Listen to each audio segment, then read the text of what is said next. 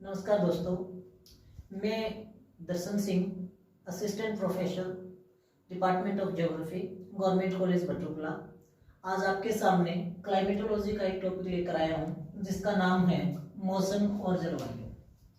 जैसे कि मैंने जिक्र किया कि ये वाला जो टॉपिक है मौसम और जलवायु, ये जलवायु विज्ञान का ही एक टॉपिक है, या ऐसे बोल सकते हैं ये क्लाइमेटोलॉजी का एक टॉपिक है। और जो आप BA second year third semester के अंदर जो आप बुक पढ़ेंगे उसका नाम यही है क्लाइमेटोलॉजी। तो सबसे पहले इसको जानना बड़ा इंपॉर्टेंट है, क्लाइमेटोलॉजी होता क्या है, या ऐसे बोल सकते हैं क्लाइमेट क्या होता है। जो क्लाइमेट जो वर्ड है, ये वर्ड ग्रीक भाषा के क्लाइमा से निकला है। ग्रीक भाषा का एक वर्ड है क्लाइमा, उस वर्ड से ये निकला है क्लाइमेट। क्लाइमा का मतलब होता है ढाल या झुकाव, या इंग्लिश के अंदर हम बोल सकते हैं स्लोप। यानी प्राचीन काल के अंदर जो ग्रीक के अंदर विद्वान हुए थे, उन्होंने क्या माना था कि जो सूर्य की किरणें थी और जो सूर्य की किरणों का जो ढाल था, उसी के ढाल पर उन्होंने क्या किया था, तापमान का मापन किया था। यानी तापमान के आधार पर ही उन्होंने क्या किया था, क्लाइमेट को मापा था, या क्लाइमेट का प्रमुख आधार था वो किसको माना था, तापमान को माना था। यहाँ दो विद्वानों के नाम बड़े प्रमुख है, जिसमें पहला है इरेस्टोस्थनीज।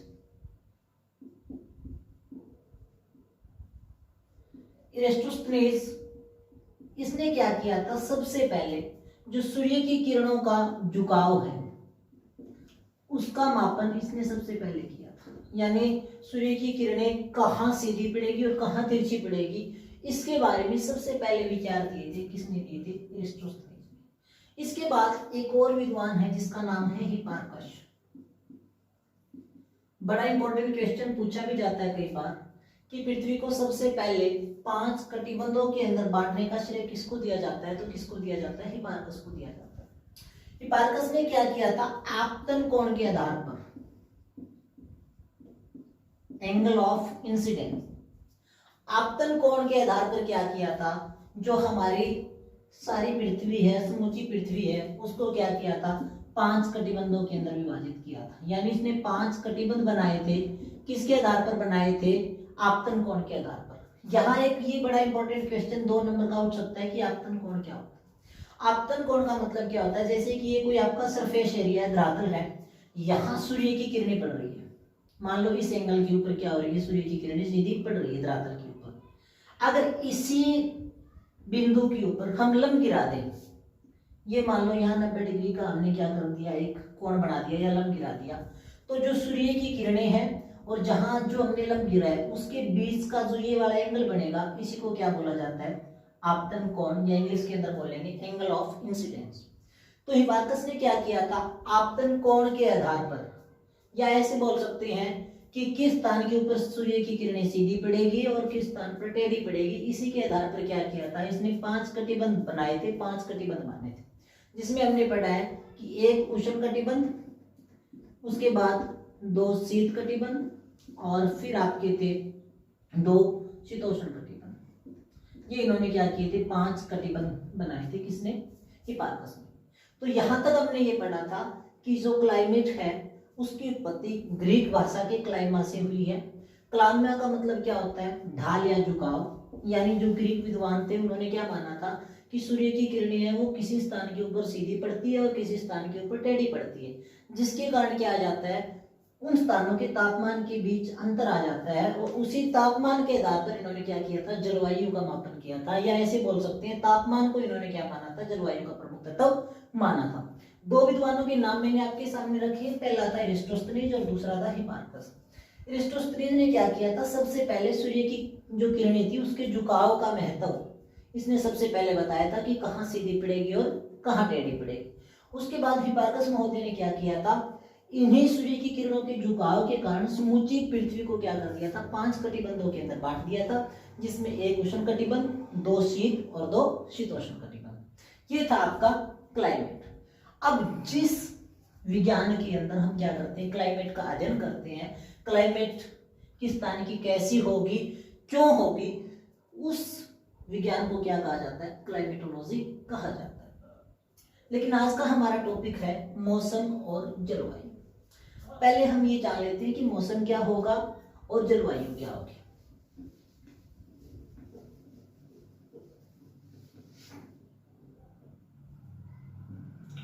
मौसम क्या है, वायुमंडलीय दशाएं, ये आपने पढ़ा होगा, एक वर्ड बहुत बार यूज करते हैं, वायुमंडलीय दशा। वायुमंडलीय दशाओं का मतलब क्या है, किसी स्थान के ऊपर तापमान, वायुदाब, वर्षण, मेघ,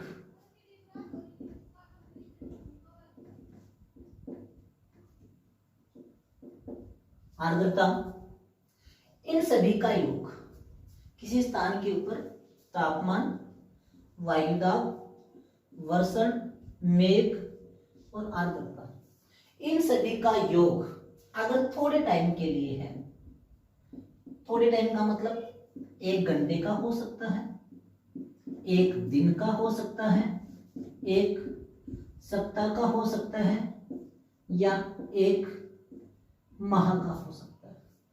यानी किसी स्थान के ऊपर वायुमंडलीय दशाओं का थोड़े समय का योग क्या कहलाता है, मौसम कहलाता है। यानी थोड़े टाइम की वायुमंडलीय दशाएं क्या कहलाती है, मौसम कहलाती है।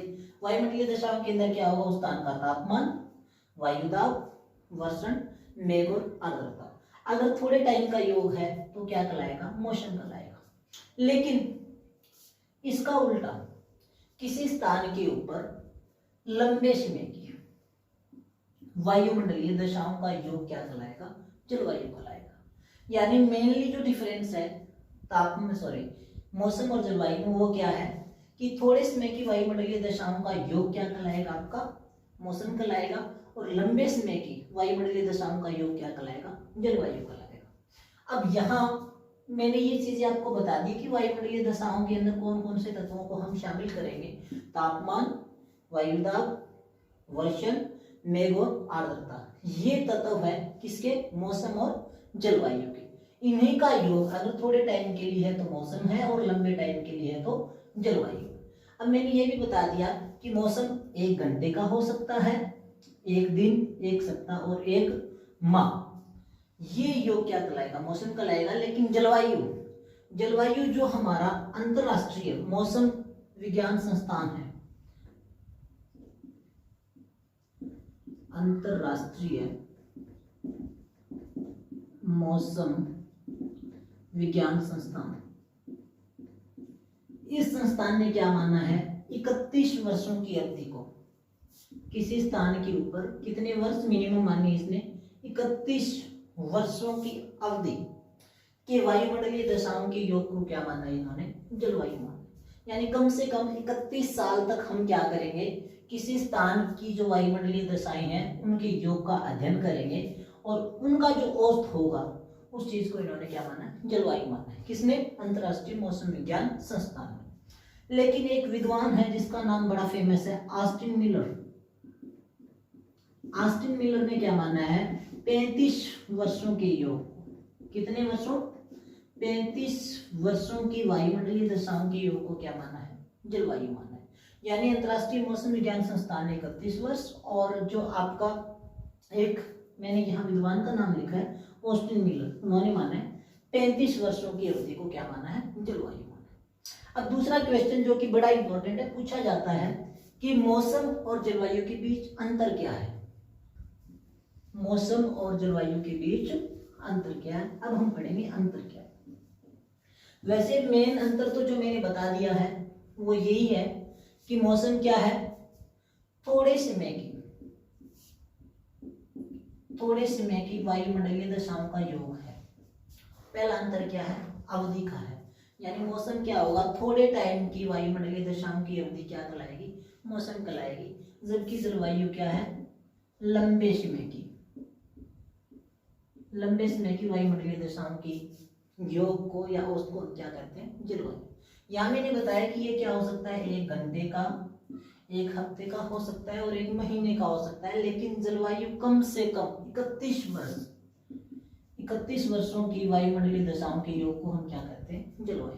तो पहला जो बेसिक डिफरेंस है वो यही है कि मौसम थोड़े टाइम की अवधि है लेकिन जलवायु क्या है, लंबे टाइम की अवधि। दूसरा जो है ये इसका जो क्षेत्र है, किसका, मौसम का, ये लघु क्षेत्र होगा। इसका लघु क्षेत्र का मतलब कि मौसम का प्रभाव क्या होगा, थोड़े क्षेत्र के अंदर होगा। थोड़े क्षेत्र का मतलब ये है कि हो सकता है कि एक गांव के अंदर मौसम किसी और टाइप का हो, लेकिन उसी से 2 किलोमीटर आगे कोई दूसरा गांव है तो उसके अंदर मौसम क्या हो सकता है, बदल सकता है।